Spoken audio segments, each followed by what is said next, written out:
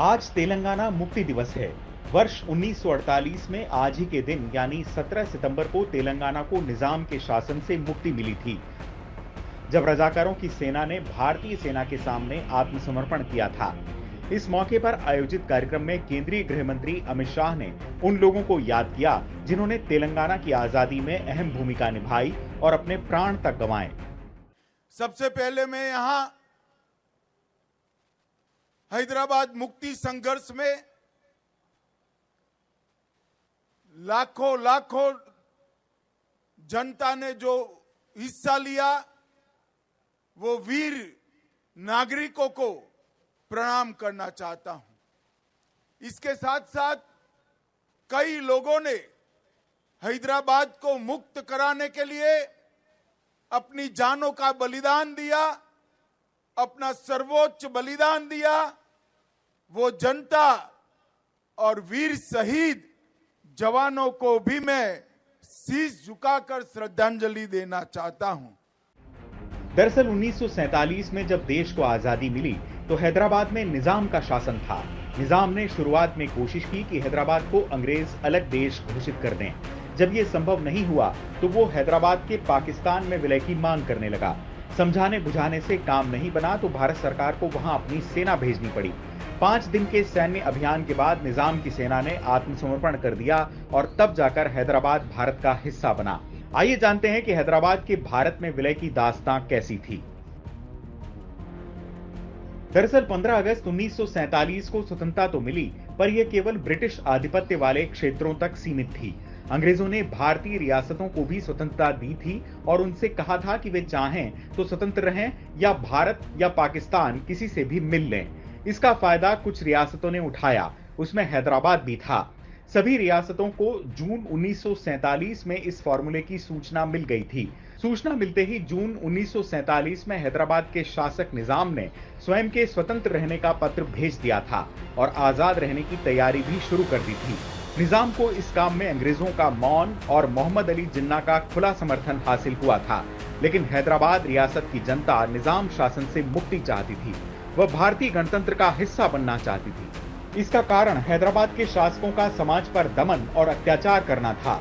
हैदराबाद रियासत में बहुमत तो हिंदू परंपरा को मानने वालों का था, लेकिन वहां कानून इस्लामिक शरीयत के अनुसार चलता था। यह कानून हैदराबाद में 1720 से ही लागू था। हैदराबाद के नवाब को निजाम उल मुल्क की उपाधि मुगल बादशाह ने दी थी, जिससे हैदराबाद का हर नवाब निजाम कहलाया।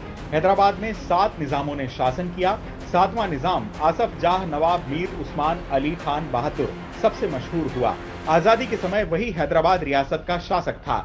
उसकी रियासत का आधिकारिक धर्म ही इस्लामिक प्रावधानों के अनुसार नहीं था, बल्कि अधिकांश शासकीय पदों पर भर्ती भी मुस्लिम समाज के लोगों की जाती थी। शीर्ष पदों पर तो एक भी गैर मुस्लिम नहीं था। रियासत को अंग्रेजों ने अपने अधीन तो कर लिया था, पर रियासत की अंदरूनी व्यवस्था में कोई हस्तक्षेप नहीं किया था। निजाम के शासन की सांप्रदायिक शैली के चलते साल 1921 के बाद हैदराबाद रियासत में कटुता बढ़ने लगी थी। इधर 1927 में हैदराबाद में एक संस्था मजलिस-ए-इत्तेहादुल मुस्लिमीन का गठन हुआ। इसका नेतृत्व सैयद कासिम रिजवी के हाथ में था। इस संस्था ने सशस्त्र समूह बनाया, जिसे रजाकारों का संगठन कहा गया। इस संगठन ने 1946 के डायरेक्ट एक्शन में बड़ी सक्रियता दिखाई और मुस्लिम समाज में अपनी पैठ और बढ़ा ली थी। इसके साथ जैसे जैसे स्वतंत्रता नजदीक आ रही थी, वैसे वैसे यह संगठन अपने विस्तार में भी लगा था। 1946 के बाद निजाम इसी संगठन पर निर्भर हो गया था। 15 अगस्त 1947 को निजाम ने खुद के स्वतंत्र होने और कासिम रिजवी ने हैदराबाद के इस्लामिक देश होने की घोषणा कर दी।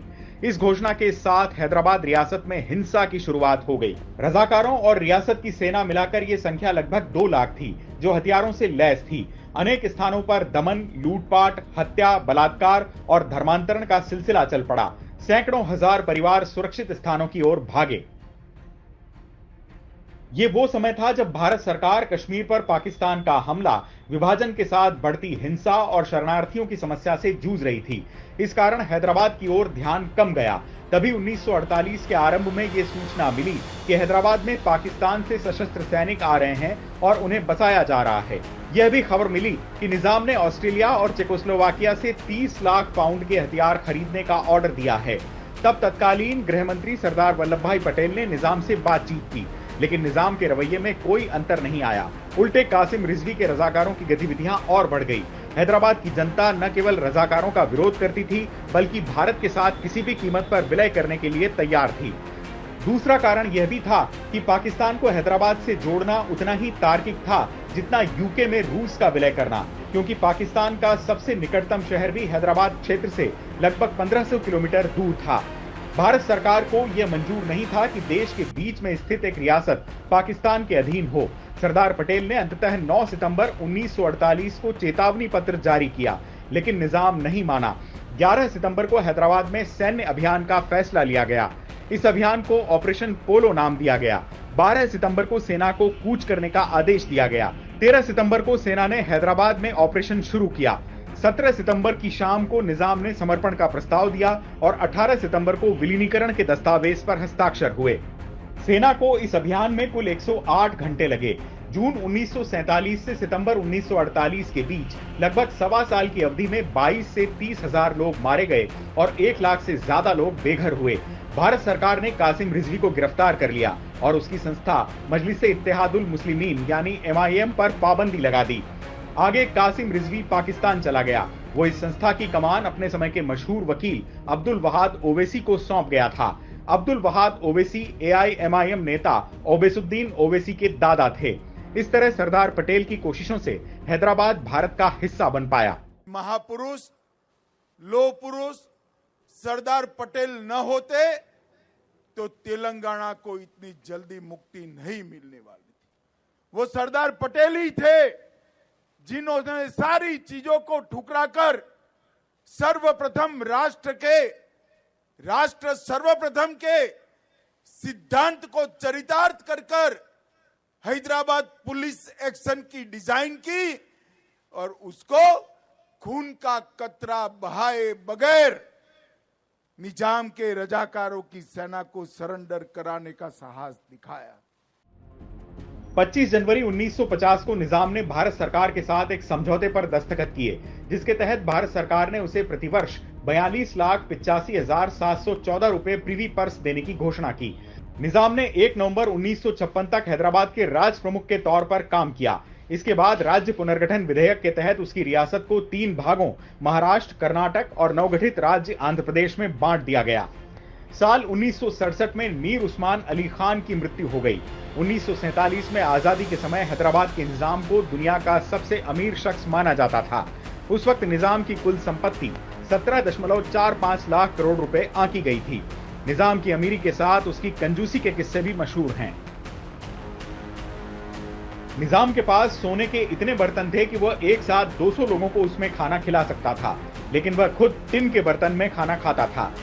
उसकी कंजूसी का आलम ऐसा था कि घर में मेहमान के फेंके सिगरेट के टुकड़ों को उनके जाने के बाद वो जलाकर पीता था। वह हमेशा गंदे और मैले कुचेले कपड़ों में रहता था, जबकि दुनिया का सबसे बड़ा 282 कैरेट का जैकब हीरा उसके पास था, जिसका इस्तेमाल वो पेपर वेट की तरह करता था। चुनाव आज तक।